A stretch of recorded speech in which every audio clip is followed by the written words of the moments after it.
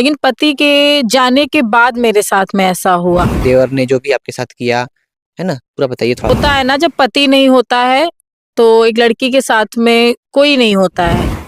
शादी मेरी love marriage हुई थी, लेकिन पति के बस जाने के बाद से ही पता नहीं क्या हुआ, मुझे खुद नहीं पता है। तभी से उनका रवैया बदल गया हमारे प्रति। नमस्कार, आप देख रहे हैं पाटलिपुत्रा टाइम्स और मैं हूं आपके साथ आनंद। दोस्तों, हमारी मौजूदगी आज लखनऊ में है। लखनऊ मेरे साथ एक महिला है जिनके साथ कुछ ऐसी घटना हुई है जिससे आज ये दर दर के ठोकरें खा रही हैं। कुछ ना बोलते हुए हम इनसे सीधा बात करने का प्रयास करते हैं और जानने का प्रयास करते हैं इनके साथ क्या हुआ था, क्योंकि इनके देवर ने जो इनके साथ कुछ ऐसा किया है जिससे आज ये दर दर के ठोकरें खा रही है। क्या नाम है मैडम आपका? मेरा नाम है नेहा शर्मा। नेहा जी, आप कहाँ की रहने वाली हैं? मैं यूपी सीतापुर। सीतापुर की रहने जी। वाली हैं। मैडम, आपके साथ क्या हुआ था, विस्तार से बताइएगा। मेरे साथ में क्या हुआ था, शादी हुई मेरी सन 2015 में। जी। और 6 साल तक सब कुछ अच्छा चल रहा था हमारा जीवन। एक बेटी हुई हमारी और वो 3.5 साल की थी और मेरे हस्बैंड की डेथ हो गई कोरोना में। फिर क्या हुआ मैडम? कोरोना में आपके हस्बैंड की डेथ हो गई तो फिर क्या दिक्कत चल रहा है?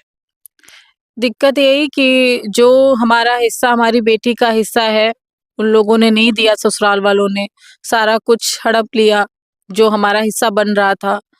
और जो हमारा घर था जहाँ हम रह रहे थे ससुराल में, वो भी, वहाँ भी हमें हिस्सा नहीं मिला।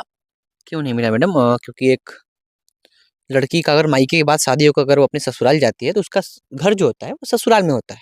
पूरी जिंदगी उसको वहीं जीना चाहिए। क्या दिक्कत हो रहा है कि आपके ससुराल वाले आपको जो है रहने नहीं दे रहे वहाँ दिक्कत यही कि जो हमारा घर था जहाँ हम रह रहे थे अपने पति के साथ में, वो मकान मेरे देवर ने अपने नाम करवा लिया धोखाधड़ी में। जैसे भी उन्होंने करवाया हो, वो अपने नाम पे करा लिया।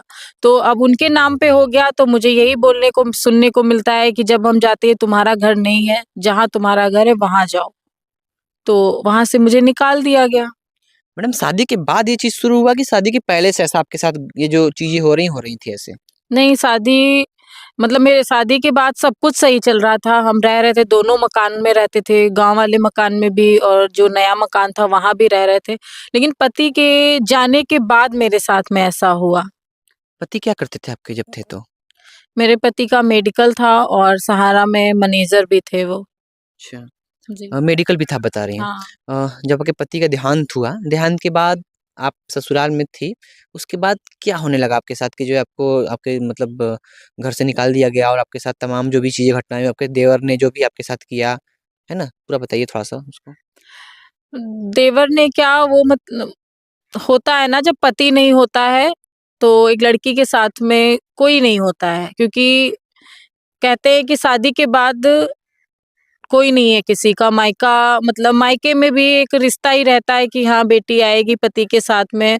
और फिर जब पति चलेगा तो ससुराल में बिल्कुल भी इज्जत नहीं, कहीं भी इज्जत नहीं लड़की की होती है। तो वही चीजें मेरे साथ में भी सेम होने लगी। मैं ससुराल में रहती तो थी क्योंकि मजबूरी थी उन लोगों की कि ये रखेंगे। फिर धीरे धीरे उनके अंदर पता नहीं क्या प्लानिंग चलती रही कि ये यहाँ रहेगी तो हिस्सा ले लेगी, हिस्सा लेगी तो उनको कहीं न कहीं, अब तो मुझे ये भी सुनने को मिला है कुछ दिन, मतलब 1-2 साल पीछे की बात मैं बता रही हूँ। उनको यही लगता था कि मैं शादी कर लूँगी, यहाँ का सारा बेच दूँगी और चली जाऊँगी। तो आज 4 साल हो गए हैं, 4 साल होने वाले अभी हो जाएँगे मई में, तो मैंने शादी नहीं कर ली कहीं। मुझे यही सुनने को मिलता था कि ये शादी कर लेगी, अब इसकी ऐज क्या है और भाग जाएगी यहाँ से, ये रुक ही नहीं पाएगी। ये ससुराल वाले बोलते थे हाँ, आपको? यही चीज़ें। वो बोलते थे लगा के कि गाँव वाले बोल रहे हैं, किसी के गाँव वाले नहीं बोलने आते हैं जब। और गाँव वाले बोलते भी हैं तो जो आप हैं, घर की मम्मी हैं, तो आप बोल सकती हैं हमारी बहू के बारे में ऐसा क्यों बोल रहे हो? लेकिन वो सेम वो खुद बोलती थी, नाम गाँव वालों का लगाती थी कि गाँव वाले ऐसा बोलते हैं। अच्छा, आपके सास और जो देवर और लोग हैं, ये लोग आपको पहले से पसंद करते थे कि शुरू से ही आपको और पसंद नहीं करते हैं? और आपकी शादी कैसे हुई थी, ये भी बता दीजिएगा एक बार?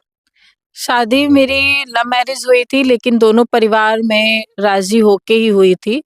और सब लोग मानते भी थे, लेकिन पति के बस जाने के बाद से ही पता नहीं क्या हुआ, मुझे खुद नहीं पता है कि उनको हुआ क्या। तभी से उनका रवैया बदल गया हमारे प्रति, हमारी बेटी के प्रति। आपके प्रति और आपके बेटी दोनों के प्रति। जी। तो अपनी बेटी को भी वो लोग मतलब अपनी पोती को भी वो लोग नहीं मतलब अपनाते हैं? नहीं। आज वो अपनाए होते तो मैं यहाँ कैसे होती? मैं आज अपने ससुराल में अपने घर पे होती। इस तरीके से दर-दर की ठोकरें नहीं खा रही होती, लोगों से मदद नहीं माँग रही होती। तो आपने पुलिस का सहारा लिया कि नहीं लिया? हाँ, पुलिस का भी सहारा लिया, बहुत सारी एप्लीकेशन मेरे पास आज भी रखी हुई हैं, पूरी इतनी नोट हो गई होगी, लेकिन कहीं भी मुझे न्याय नहीं मिला। मैडम एक बात हज़म नहीं हो रही है, आपने बताया कि जो है मेरे ससुराल वालों ने जो है किसी तरीके से जो ज़मीन हड़प लिया, तो आपके पति का नाम नहीं था क्या उसमें पहले से? वो मतलब पहले लिया होगा मेरे ससुर जी ने वो ज़मीन, तो ऐसे ही नोट करा लिया होगा, रजिस्ट्री और रजिस्ट्री कुछ भी नहीं थी, दोनों जिनसे लिया होगा और आपस में लिखवा के साइन करवा लिया होगा। वो कागज़ थे मेरी सास के पास। मतलब वो ज़मीन कहें तो किसी के नाम पर नहीं थी हाँ, उस समय? किसी के नाम पे नहीं थी, ना मेरे सास के, ना मेरे ससुर के, ना मेरे देवर के, ना मेरे हस्बैंड के। लेकिन उनके जाने के बाद में ऐसा लिखवाया कि 12 लाख का मैंने ये खरीदा है और जिससे खरीदा था मैं उससे भी मिली हूँ।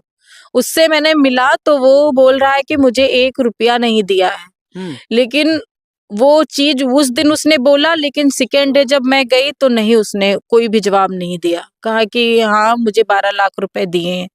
पर मैं ये नहीं समझ पा रही हूँ कि वो 23 साल का लड़का 12 लाख रुपए कहाँ से लेके आ गया 7 महीने में। अ, आपकी कहानी बहुत दर्दनाक है मैडम। ये बताइए अभी आप क्या करते हो? आपकी बच्ची कितनी बड़ी हो गई? मेरी बेटी 8 साल की हो गई है और वो भी सेकंड क्लास में है और मैं यूट्यूब चैनल है मेरा, उसपे मैं काम करती हूँ, डेली अपने ब्लॉग दिखाती हूँ। क्या नाम है मैडम यूट्यूब चैनल का आपके? मेरे चैनल का नाम है यूपी ब्लॉगर नेहा शर्मा।